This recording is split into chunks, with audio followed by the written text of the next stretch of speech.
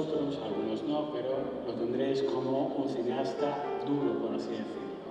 Complejo, a veces críptico, y su aproximación al cine es bastante peculiar.